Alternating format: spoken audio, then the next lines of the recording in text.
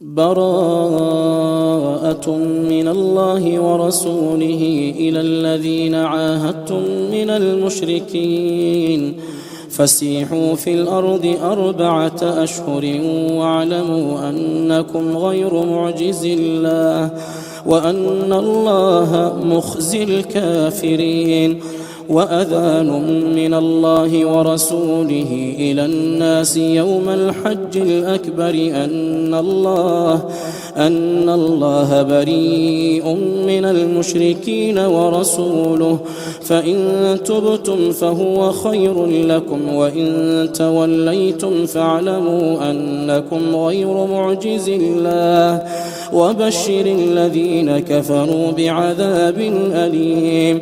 إلا الذين عاهدتم من المشركين ثم لم ينقصوكم شيئا ولم يظاهروا عليكم أحدا فأتموا إليهم عهدهم إلى مدتهم إن الله يحب المتقين. فإذا انسلخ الأشهر الحرم فاقتلوا المشركين حيث وجدتموهم وخذوهم واحصروهم واقعدوا لهم كل مرصد فإن تابوا وأقاموا الصلاة وآتوا الزكاة فخلوا سبيلهم إن الله غفور رحيم. وإن أحد من المشركين استجارك فأجره حتى يسمع كلام الله ثم أبلغه مأمنه ذلك بأنهم قوم لا يعلمون.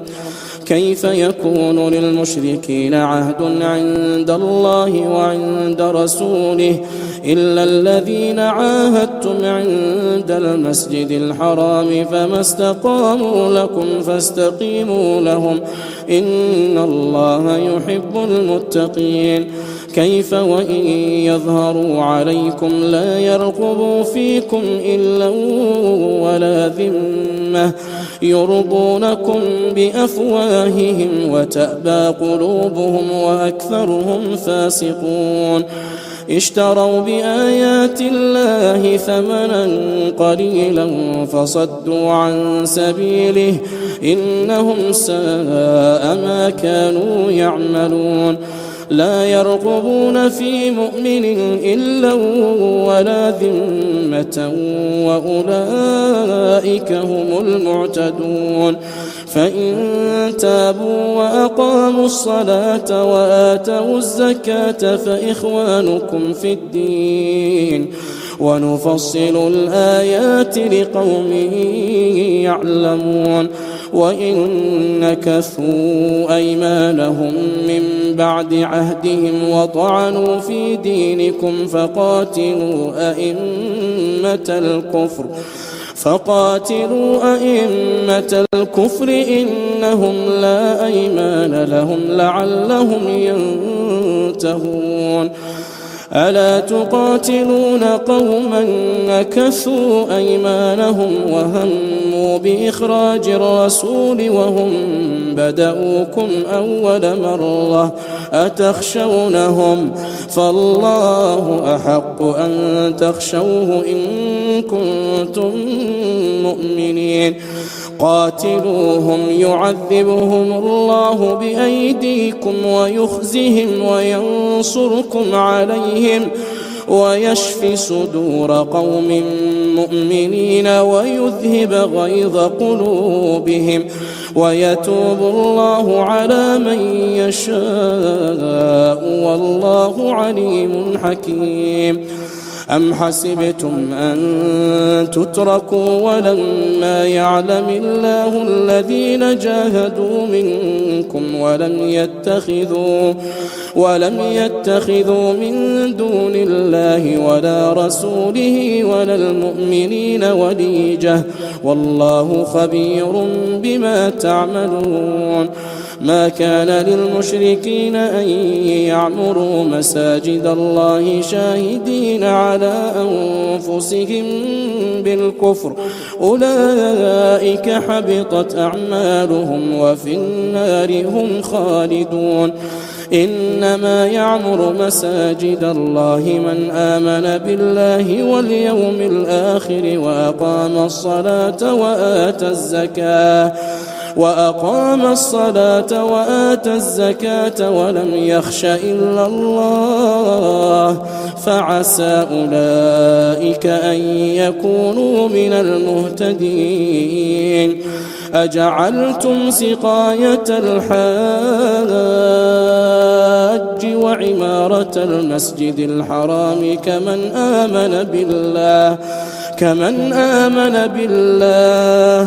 كمن آمن بالله واليوم الآخر وجاهد في سبيل الله لا يستوون عند الله والله لا يهدي القوم الظالمين. الذين آمنوا وهاجروا وجاهدوا في سبيل الله بأموالهم وأنفسهم أعظم درجة عند الله وأولئك هم الفائزون. يبشرهم ربهم برحمة منه ورضوان وجنات لهم فيها نعيم مقيم خالدين فيها أبدا إن الله عنده أجر عظيم. يا أيها الذين آمنوا لا تتخذوا آباءكم وإخوانكم أولياء إن استحبوا الكفر على الإيمان ومن يتولهم فأولئك هم الظالمون. قل إن كان آباؤكم وأبناؤكم وإخوانكم وأزواجكم وعشيرتكم وأموال اقترفتموها وتجارة تخشون كسادها ومساكن ترضونها أحب إليكم من الله ورسوله وجهاد في سبيله فتربصوا حتى يأتي الله بأمره والله لا يهدي القوم الفاسقين. لقد نصركم الله في مواطن كثيرة ويوم حنين إذ أعجبتكم كثرتكم فلم تغن عنكم شيئا وضاقت عليكم الأرض بما رحبت ثم وليتم مدبرين. ثم أنزل الله سكينته على رسوله وعلى المؤمنين وأنزل جنودا لم تروها وعذب الذين كفروا وذلك جزاء الكافرين. ثم يتوب الله من بعد ذلك على من يشاء والله غفور رحيم. يا أيها الذين آمنوا إنما المشركون نجس فلا يقربوا المسجد الحرام بعد عامهم هذا وإن خفتم عيلة فسوف يغنيكم الله من فضله إن شاء إن الله عليم حكيم. قاتلوا الذين لا يؤمنون بالله ولا باليوم الآخر ولا يحرمون ما حرم الله ورسوله ولا يدينون دين الحق من الذين أوتوا الكتاب حتى يعطوا الجزية عن يد وهم صاغرون. وقالت اليهود عزير ابن الله وقالت النصارى المسيح ابن الله ذلك قولهم بأفواههم يضاهئون قول الذين كفروا من قبل قاتلهم الله أنى يؤفكون اتخذوا أحبارهم ورهبانهم أربابا من دون الله والمسيح ابن مريم وما أمروا إلا ليعبدوا إلها واحدا لا إله إلا هو سبحانه عما يشركون يريدون أن يطفئوا نور الله بأفواههم ويأبى الله إلا أن يتم نوره ولو كره الكافرون هو الذي أرسل رسوله بالهدى ودين الحق ليظهره على الدين كله ولو كره المشركون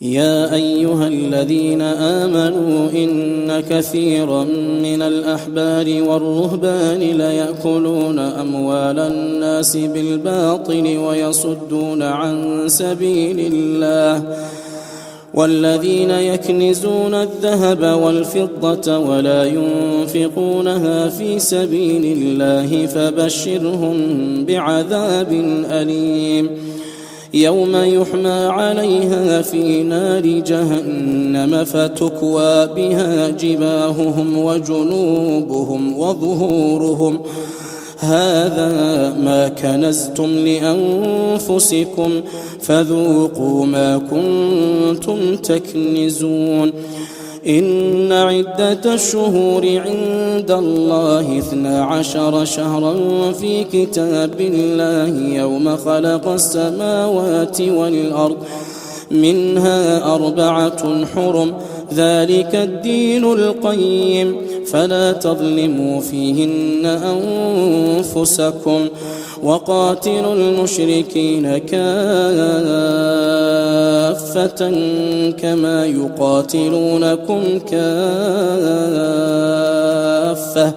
واعلموا أن الله مع المتقين إنما النسيء زيادة في الكفر يضل به الذين كفروا يحلونه عاما ويحرمونه عاما ليواطئوا عدة ما حرم الله فيحلوا ما حرم الله زين لهم سوء أعمالهم والله لا يهدي القوم الكافرين يا أيها الذين آمنوا ما لكم إذا قيل لكم انفروا في سبيل الله اثاقلتم إلى الأرض أرضيتم بالحياة الدنيا من الآخرة فما متاع الحياة الدنيا في الآخرة إلا قليل إلا تنفروا يعذبكم عذابا أليما ويستبدل قوما غيركم ولا تضروه شيئا والله على كل شيء قدير إلا تنصروه فقد نصره الله إذ أخرجه الذين كفروا ثاني اثنين إذ هما في الغار إذ يقول لصاحبه لا تحزن إن الله معنا فأنزل الله سكينته على رسوله وعلى المؤمنين وأنزل جنودا لم تروها وجعل كلمة الذين كفروا السفلى وكلمة الله هي العليا والله عزيز حكيم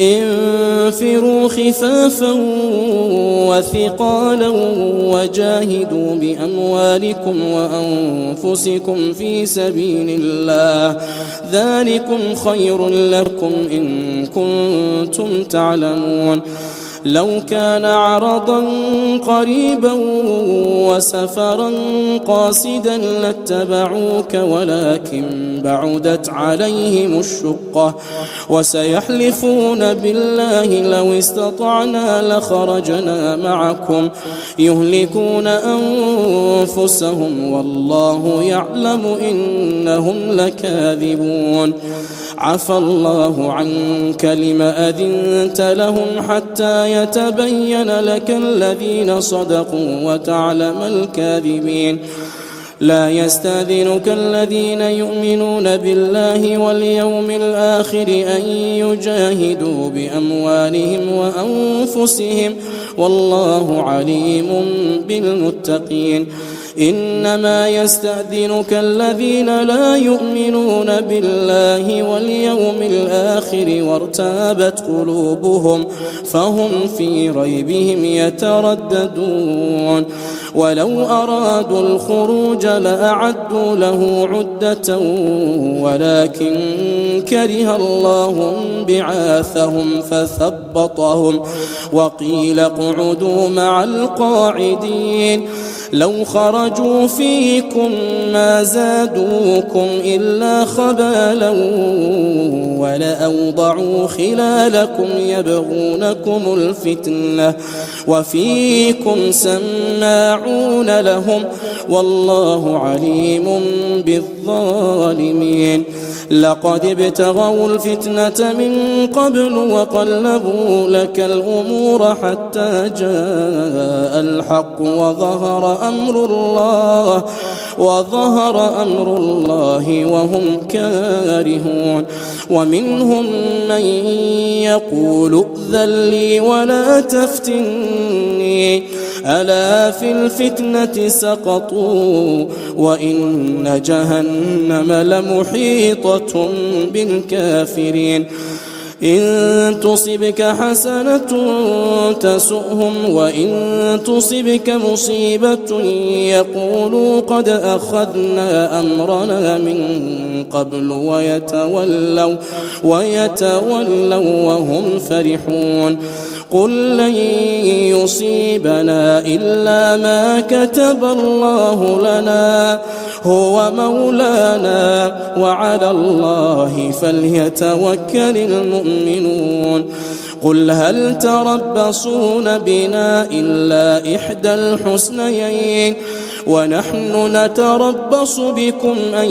يصيبكم الله بعذاب من عنده أو بأيدينا فتربصوا إنا معكم متربصون قل أنفقوا طوعا أو كرها لن يتقبل منكم إنكم كنتم قوما فاسقين وما منعهم أن تقبل منهم نفقاتهم إلا أنهم كفروا بالله وبرسوله ولا يأتون الصلاة إلا وهم كسالى ولا ينفقون إلا وهم كارهون فلا تعجبك أموالهم ولا أولادهم إنما يريد الله ليعذبهم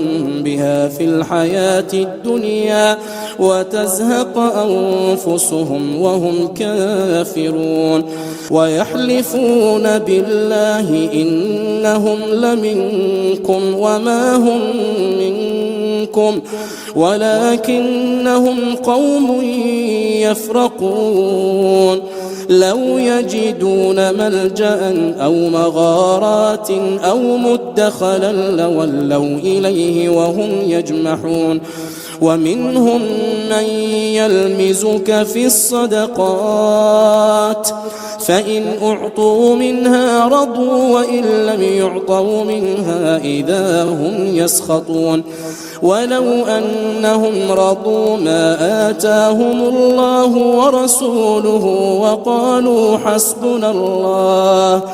وقالوا حسبنا الله سيؤتينا الله من فضله ورسوله إنا إلى الله راغبون إنما الصدقات للفقراء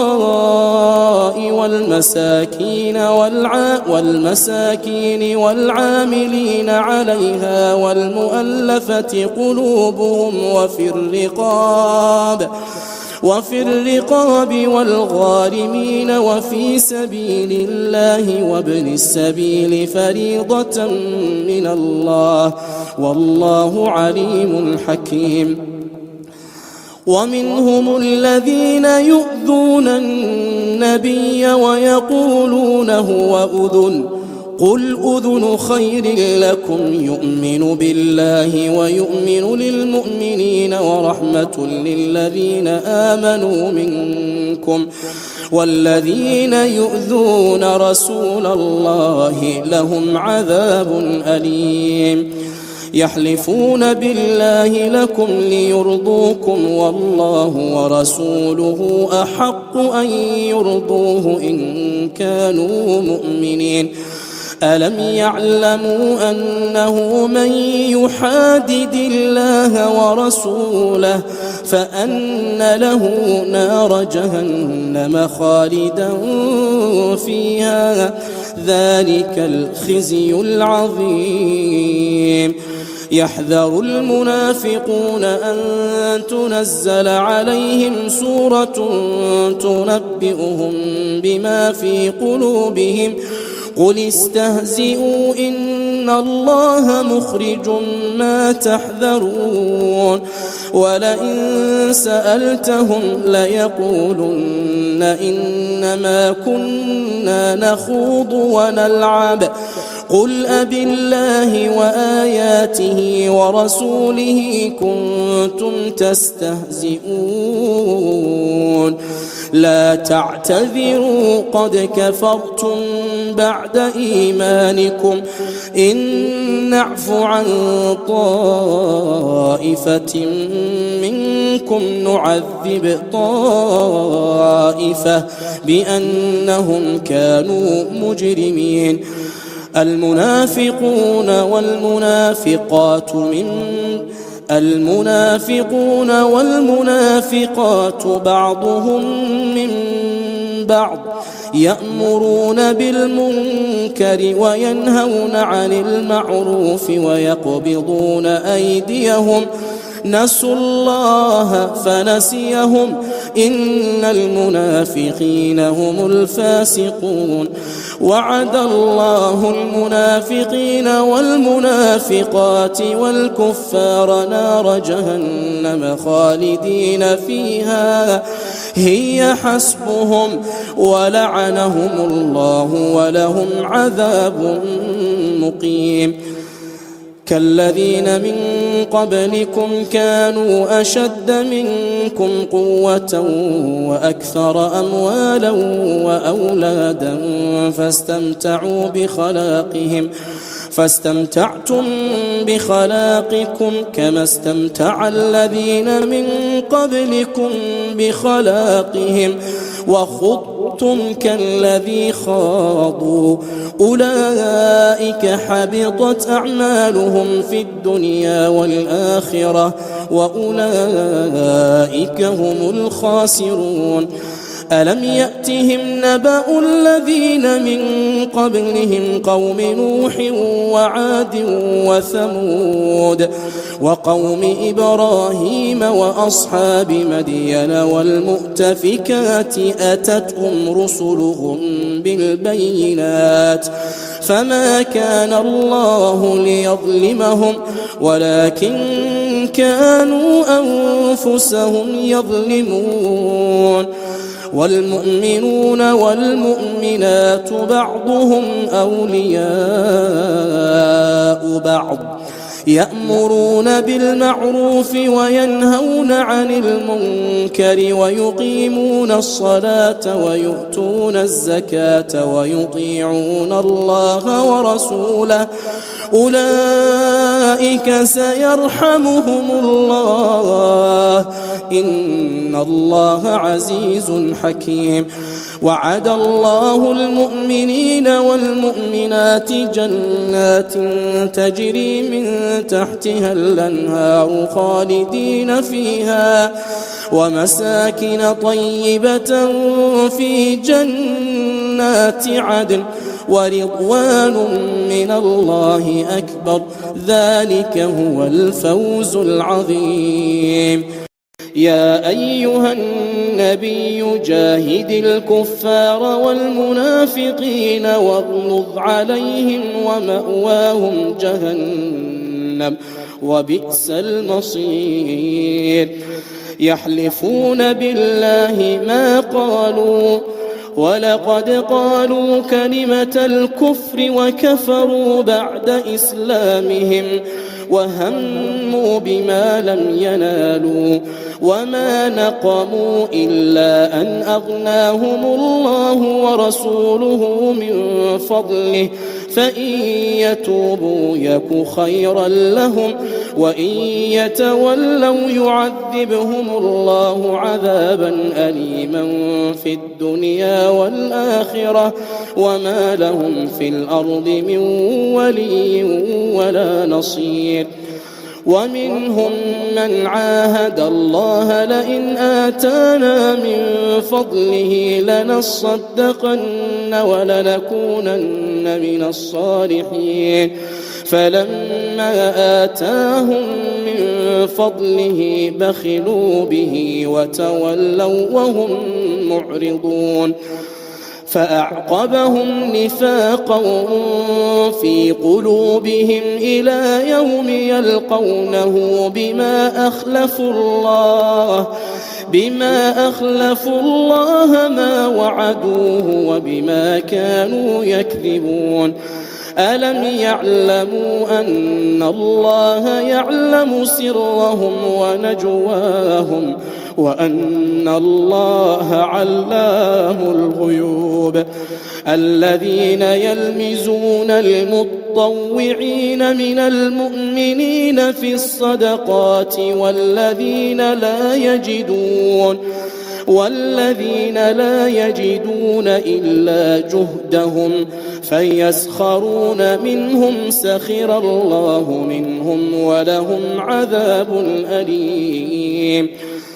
استغفر لهم أو لا تستغفر لهم إن تستغفر لهم 70 مرة فلن يغفر الله لهم ذلك بأنهم كفروا بالله ورسوله والله لا يهدي القوم الفاسقين. فرح المخلفون بمقعدهم خلاف رسول الله وكرهوا أن يجاهدوا بأموالهم وأنفسهم في سبيل الله وقالوا لا تنفروا في الحر قل نار جهنم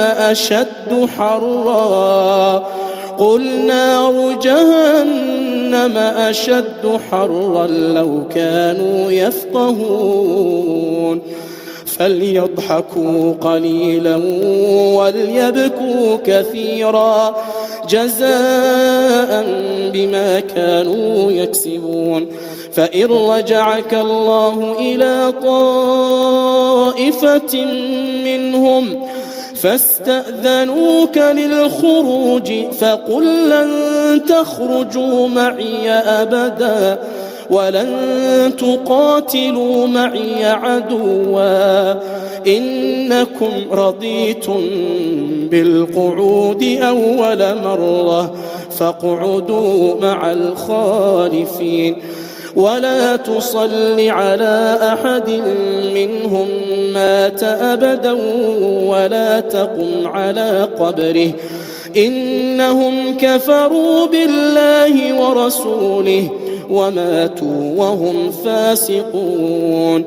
ولا تعجبك أموالهم وأولادهم إنما يريد الله أن يعذبهم بها في الدنيا وتزهق أنفسهم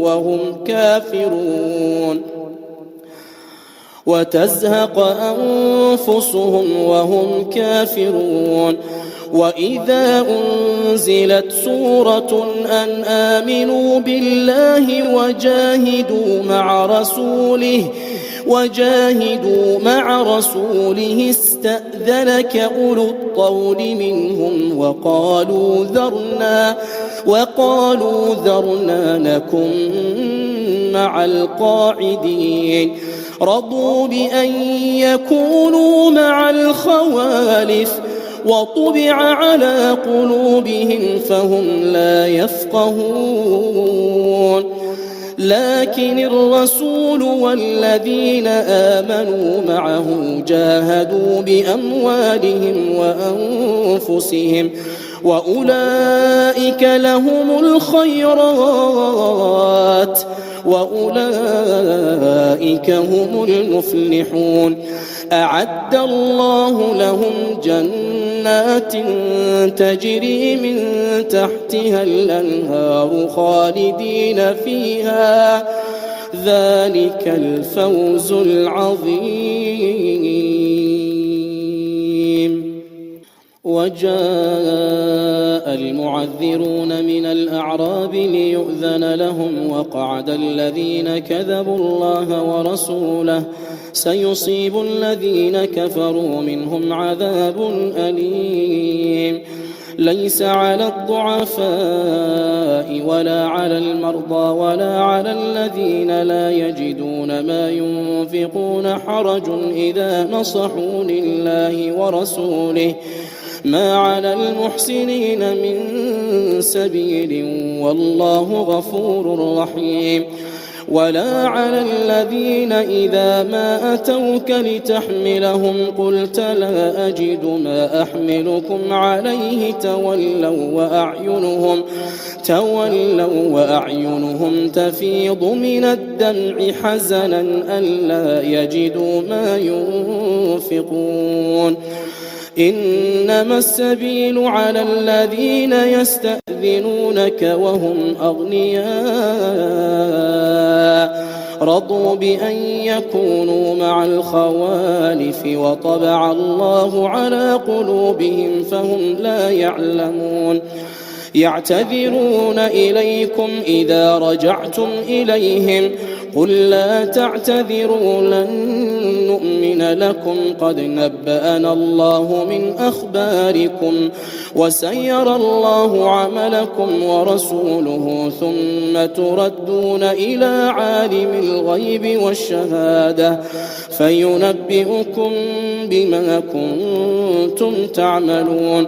سيحلفون بالله لكم إذا انقلبتم إليهم لتعرضوا عنهم فأعرضوا عنهم إنهم رجس ومأواهم جهنم جزاء بما كانوا يكسبون.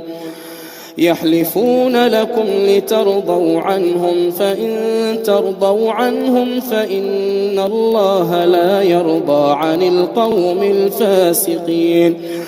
الأعراب أشد كفرا ونفاقا وأجدر ألا يعلموا حدود ما أنزل الله على رسوله والله عليم حكيم.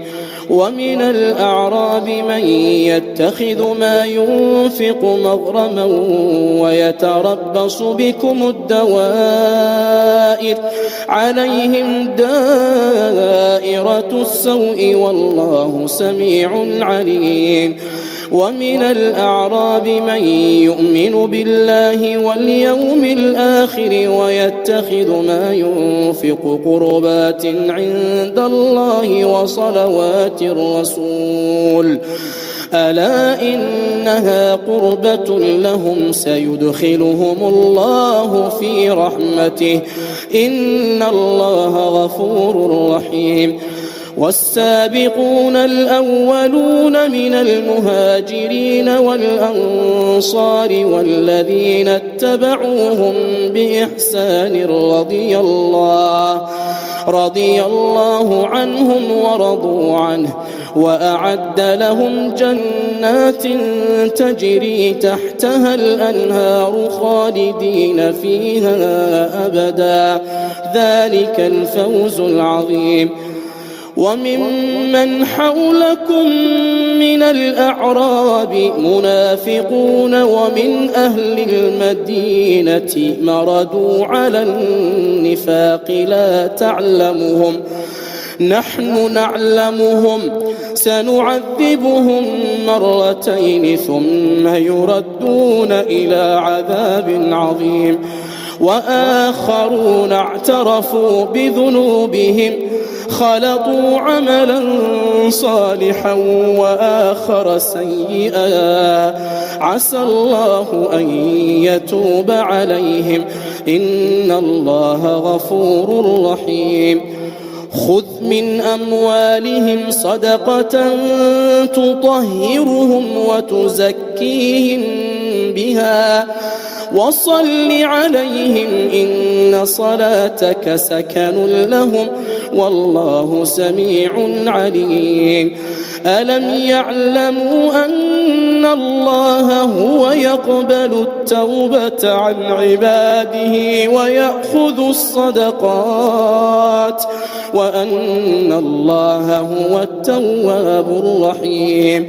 وقل اعملوا فسيرى الله عملكم ورسوله والمؤمنون وستردون إلى عالم الغيب والشهادة فينبئكم بما كنتم تعملون.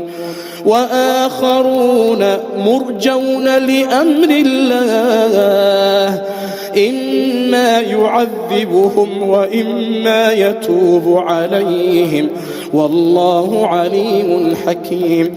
والذين اتخذوا مسجدا ضرارا وكفرا وتفريقا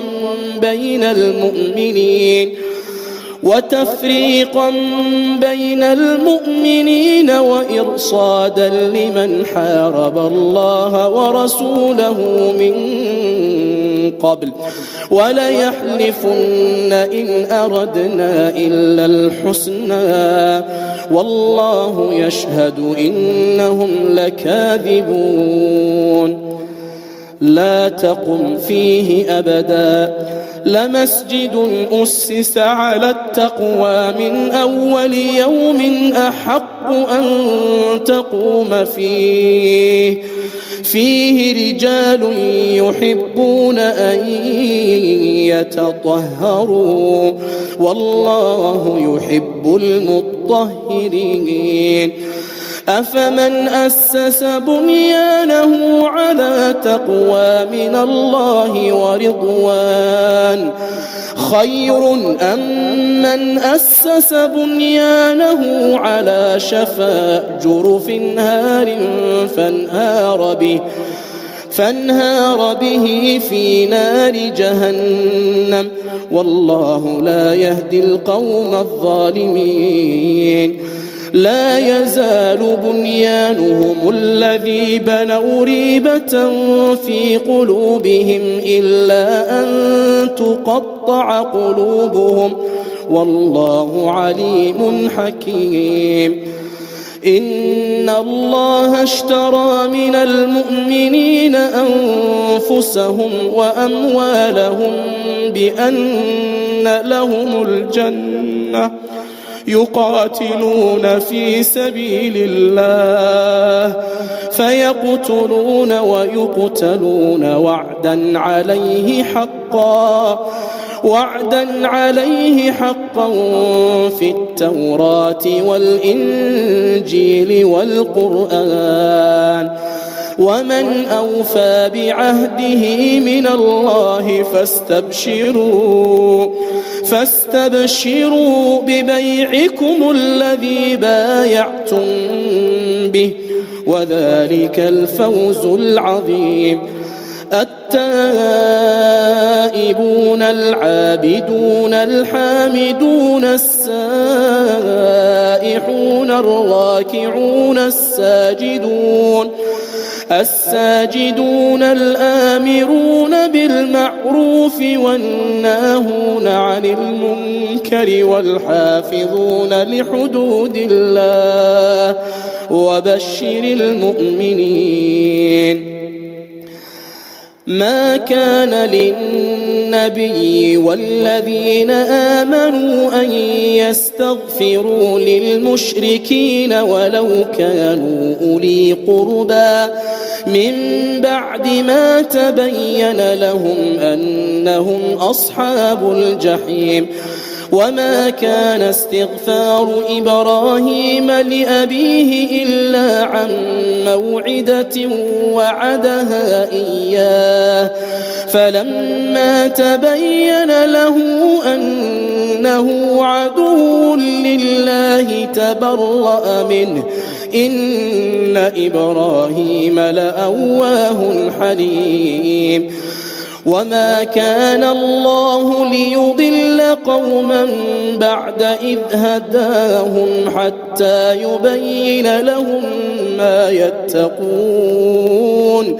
إن الله بكل شيء عليم. إن الله له ملك السماوات والأرض يحيي ويميت وما لكم من دون الله من ولي ولا نصير. لقد تاب الله على النبي والمهاجرين والأنصار الذين اتبعوه في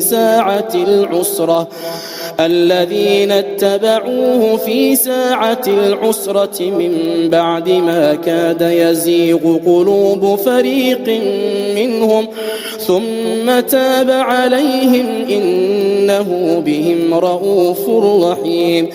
وعلى الثلاثة الذين خلفوا حتى إذا ضاقت عليهم الأرض بما رحبت وضاقت عليهم أنفسهم وظنوا أن لا ملجأ من الله إلا إليه ثم تاب عليهم ليتوبوا إن الله هو التواب الرحيم. يا أيها الذين آمنوا اتقوا الله وكونوا مع الصادقين. ما كان لأهل المدينة ومن حولهم من الأعراب أن يتخلفوا عن رسول الله ولا يرغبوا بأنفسهم عن نفسه ذلك بأنهم لا يصيبهم ظمأ ولا نصب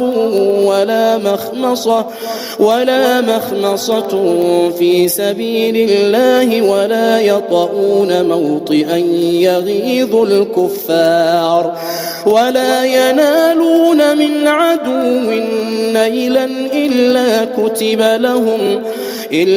كتب لهم به عمل صالح إن الله لا يضيع أجر المحسنين. ولا ينفقون نفقة صغيرة ولا كبيرة ولا يقطعون واديا إلا كتب لهم ليجزيهم الله أحسن ما كانوا يعملون. وما كان المؤمنون لينفروا كافة